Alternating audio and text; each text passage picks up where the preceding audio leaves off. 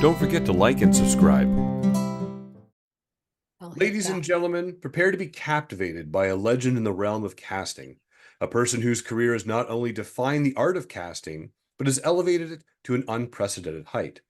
A trailblazer in every sense, she stands as an award-winning casting director and former head of casting of the world's third largest ad agency, BBDO New York, and the driving force behind her own casting empire, Berland Casting. But her brilliance extends far beyond the casting room, as she passionately imparts her wisdom as an acting teacher, conducting workshops that transcend the ordinary. Her workshops are not just educational, they are transformative experiences designed to equip talent with the tools needed to conquer the nuanced world of on-camera commercials, improv, and voiceover. From beginners taking their first steps to seasoned actors sharpening their skills, these workshops are a beacon of knowledge, fostering an environment that is not only supportive, but fun, focused, and result-driven. Her illustrious career, spanning over 25 years, has garnered her a constellation of casting awards, including Clio, the Houston International Film Festival, Art Directors Club, Addy, and the International Film and Television Festivals. Her journey began in the bustling ad agencies in New York, where she ascended to the role of head of casting at the global powerhouse BDDO Worldwide, sharpening her profound understanding of the art of acting in television and commercials. Her teachings have been instrumental in shaping the industry's trend toward real, truthful, and connected performances. Her book, Breaking Into Commercials, stands as the industry go-to guide, a testament to her unwavering commitment to sharing knowledge. So buckle up and please join me in a warm welcome, the legendary Terry Berland. Terry, thank you so much for your time and welcome. You're welcome. Thank you for quite an introduction. That's me? That's you. That's all of you. I could have gone on more. I had to cut it down. Thank you so much. You know, You just live your daily life. And then when there's so many years behind it, and I listen to that, it's pretty amazing. Thank you. more than welcome. I would love to dive into this with you. What drew you first to advertising and casting in the first place? It was just happenstance. I was living in New York City and looking for one of my first jobs, and advertising was a very good opportunity for women and advancement. And I actually had a job in a different department. And then there was a job in a casting department, which I was offered as an assistant. There were phones then. I answered phones, and assisted a couple of casting directors. There was phones. There was no internet, not even fax machines. That's amazing. If you didn't work in the industry of entertainment and casting, what do you think you would have been doing today? Oh, I don't know. Maybe psychology, actually. I love that. From casting director in ads to psychology, and anytime you need a couple bits of therapy, come on by. Yeah, exactly. So you were the head of casting at BBDO Worldwide. Can you Yeah. share with us one of your most memorable experiences that you just still hang on to today? Well, it was pretty wild. The writers and art directors and all those people practically live there. It was certainly after Mad Men, but if any of you watched Mad Men, it came after that era, and it was, basically you saw the pitches that they had to make. And so I was on the inside of everything. One of the there were a couple of memorable things, but one of them was Michael Jackson was doing Pepsi ads. And all of a sudden there was a frenzy all around the agency because his hair caught on fire on set. And oh my God, So that's a real memorable one. Do you know how his hair got caught on fire by chance? Read the articles because there there's legal stuff involved. So I wasn't there. I don't really know. That's crazy. Yeah. And now a question for you. You have 47 accredited projects as a casting director in counting. And with the wealth of experience that you have, do you still get those butterflies when that project hits your desk and you're like, ah, that's going to be the one? How did you, what an interesting question. No one has ever asked me that question. And the answer is yes. And every time I get those butterflies, I say to myself, you've been doing this for so long. It works out. You're going to find the people. Why do you have these butterflies? And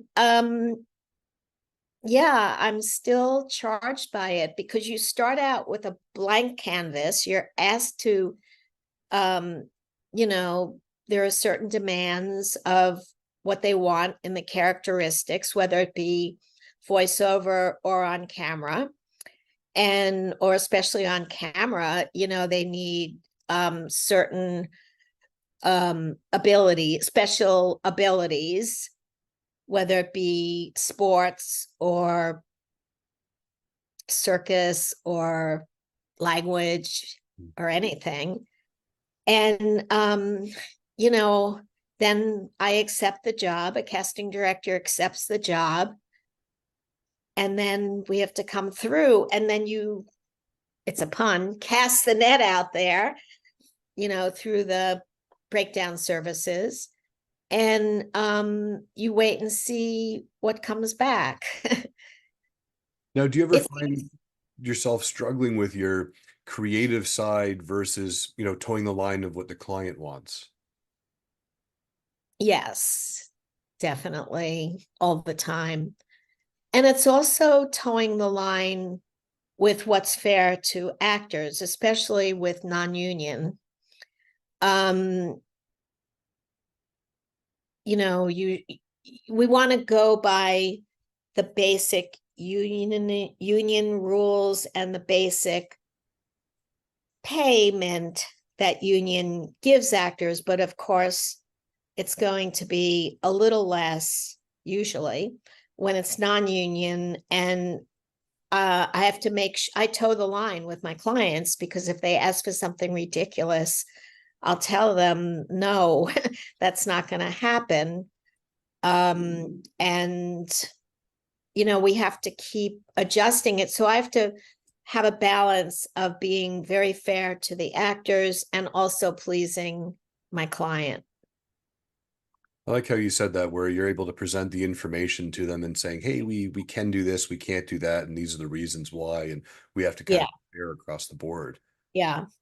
And when these projects hit your desk, is there any specific genre that you like to cast more than another? I think I really like the voiceover and the animation in voiceover, because it's real characters and the voices are real. And so the personality of the voice has to match the character or the object or the drawing. So I really like that. Very stimulating to me. That sounds like it would be Go back a little bit to something I really remembered, and if I yeah. get scared.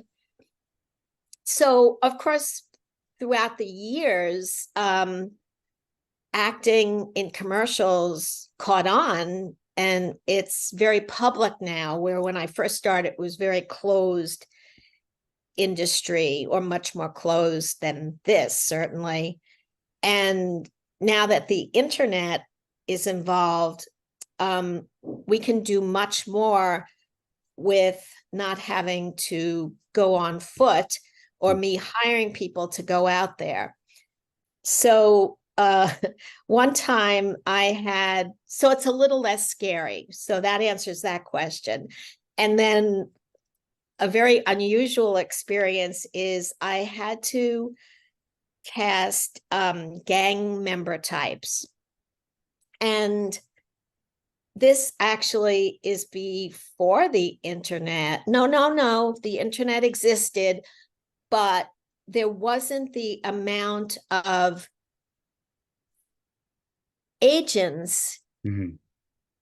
Still at that time, there was the internet for sure, really represented the more conventional kind of talent.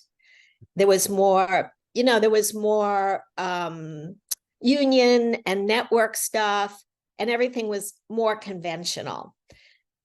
So I had to get in touch with some gang member, and he actually got all the members together in a park. And I went to the park, and he gave them instructions to stand in a semicircle.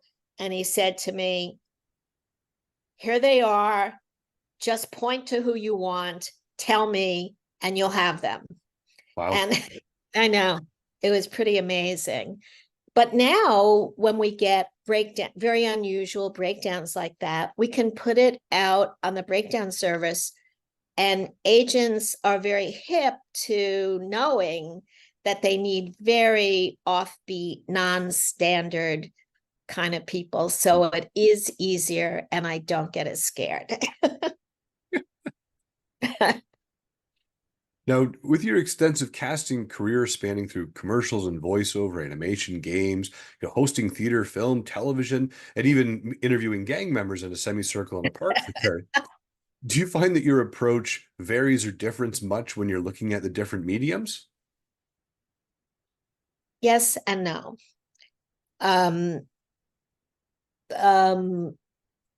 Still, you have to see the acting in every actor. So it comes down to being very, very similar.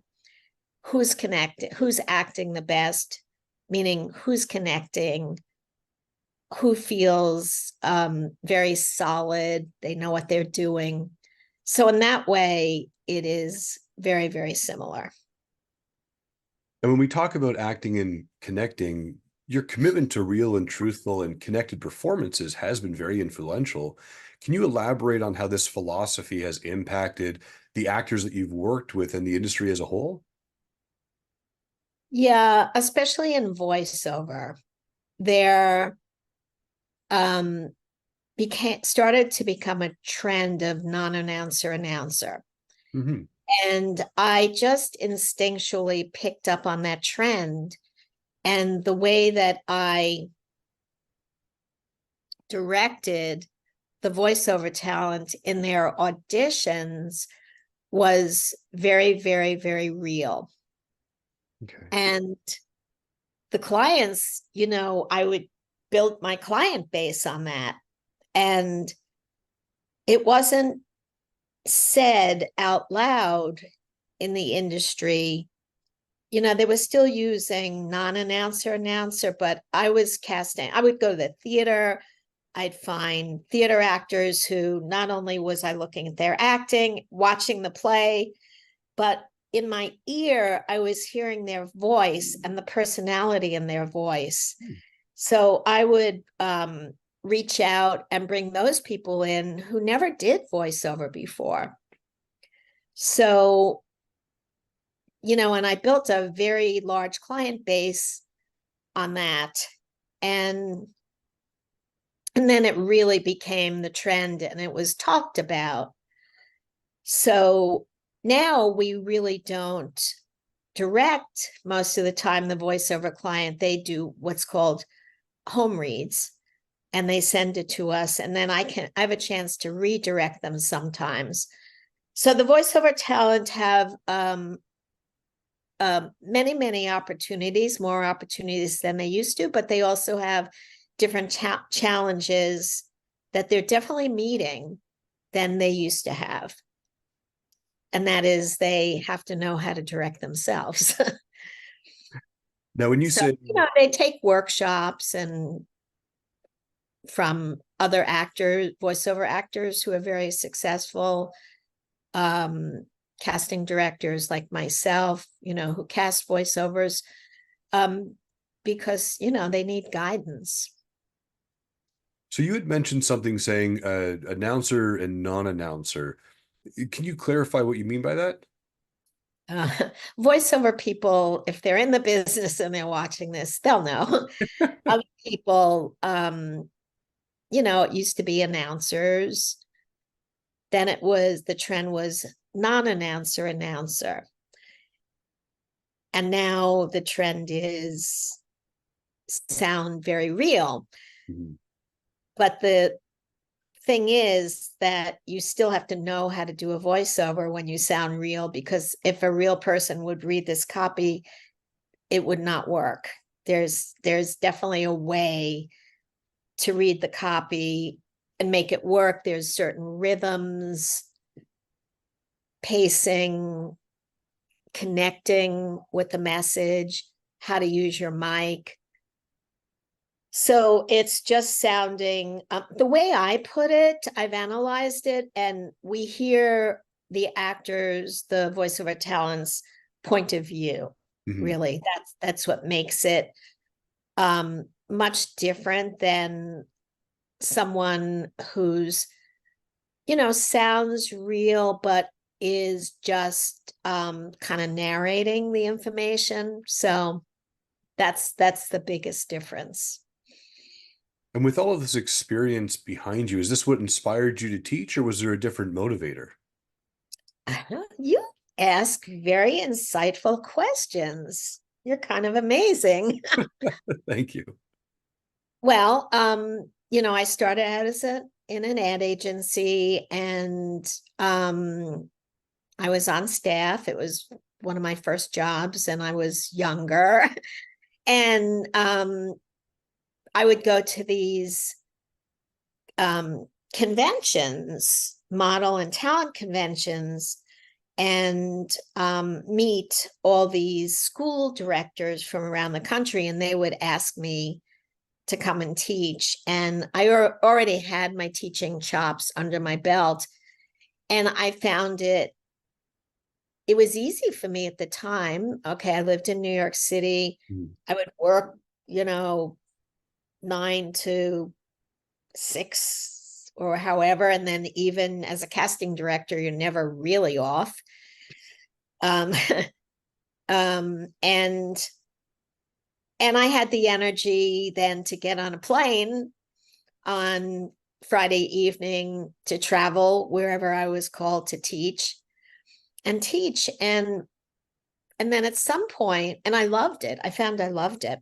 And at some point, and I love seeing new cities and towns, and I found it very inspirational that people in these smaller regional places, not big cities, like found a way to start a business and run a successful business that involved acting.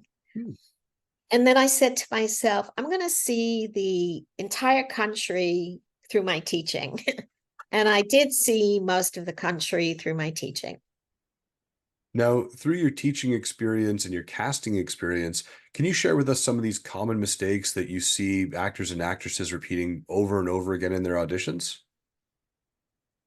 Well, by the time they get to me, they're pretty, they don't make those kind of mistakes. But I'd say when people are learning, especially, well, first of all, they don't know what they don't know. And they think they can do it before they even know what it takes to do it, the techniques it takes. So I would say it's a big mistake if you take one class, one training, and you think, that's it, I know it all, because it's not possible. And then now with all the self-tapes, the biggest mistake is that people don't read and follow the directions. We give a lot of directions in how to frame it, label your audition, and what to do. Really a lot of directions.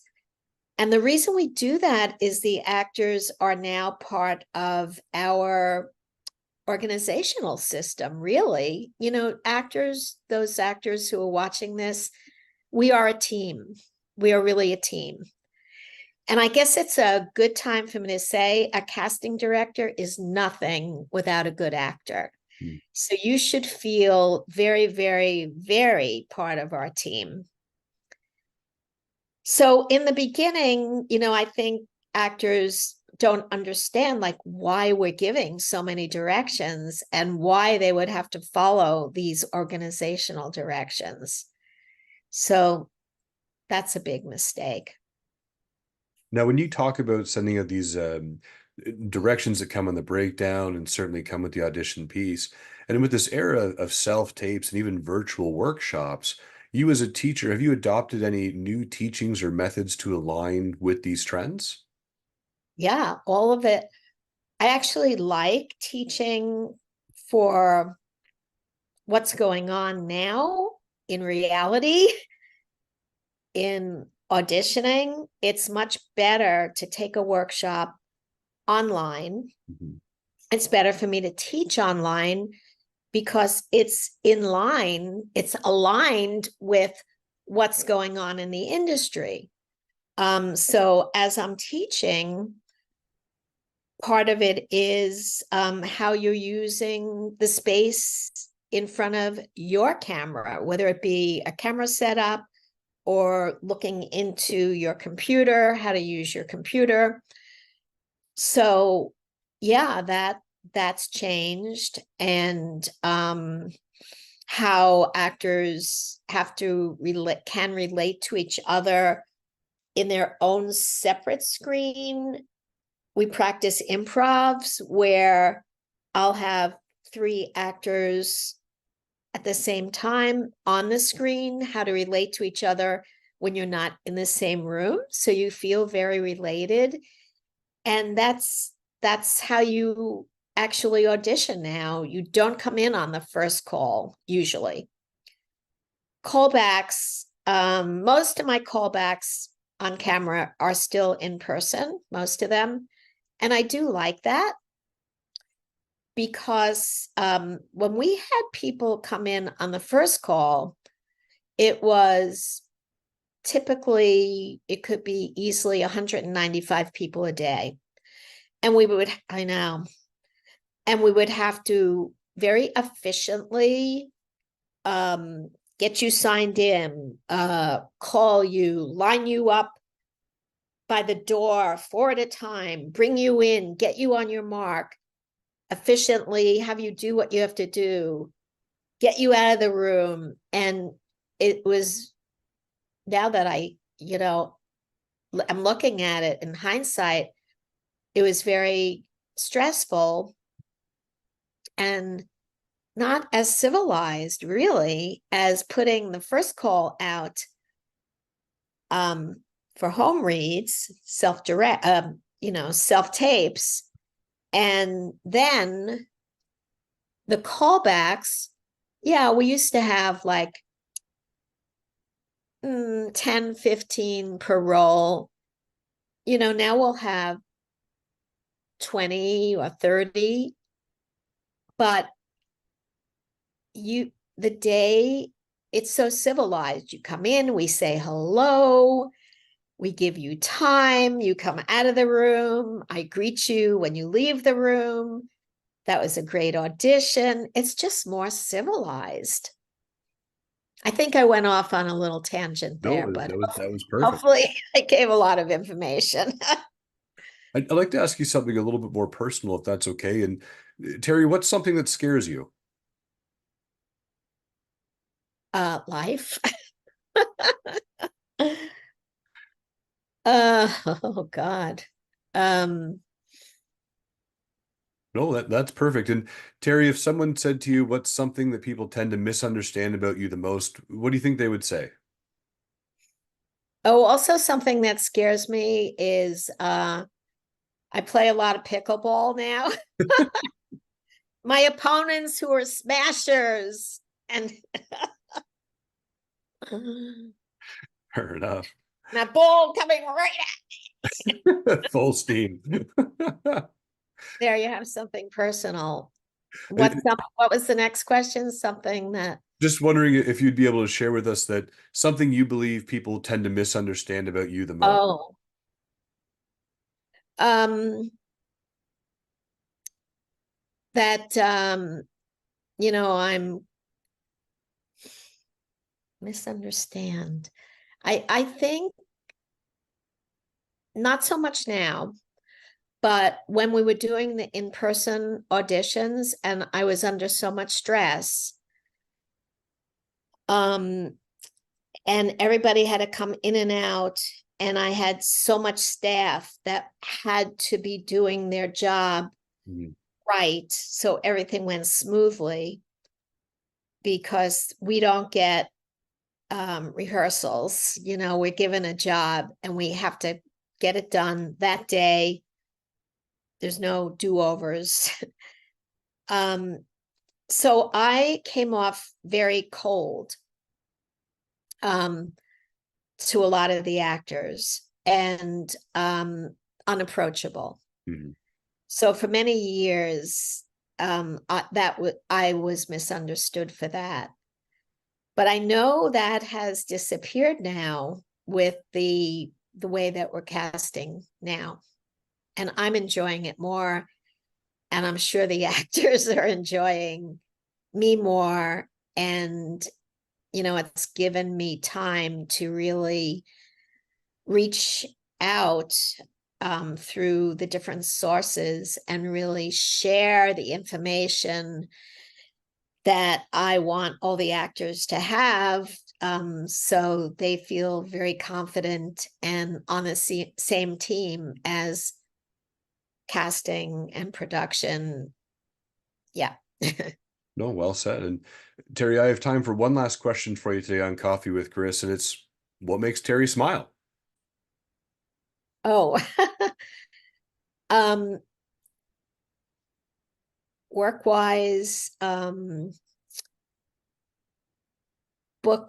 booking people, but then again, that there was a really great audition, because I hesitate when I say booking people, because there's always great people who are on a veil and first refusal that didn't get booked, but they did a great job. So I would say what makes me smile is the process of us being casting, acting, being in relationship with each other. Yeah. And supportive of each other. And then personally, I just love going to the theater. I love going on adventures. I love going to great restaurants. I have a small group of people. We explore restaurants together, and family makes me smile too. That's amazing. I love all of those answers. And Terry, where can we learn more about you? I have a website, www. Berland Casting, not my first name, Berland Casting. And there is all about my casting. And if anyone wants to take any classes with me, that links to Terry Berland workshops. Amazing. And as I said, Terry, that was the last question I had for you today on Coffee with Chris. I really appreciate your time and being here with us today. Everyone out there, smile to inspire and have a fantastic day. Thank you, Chris.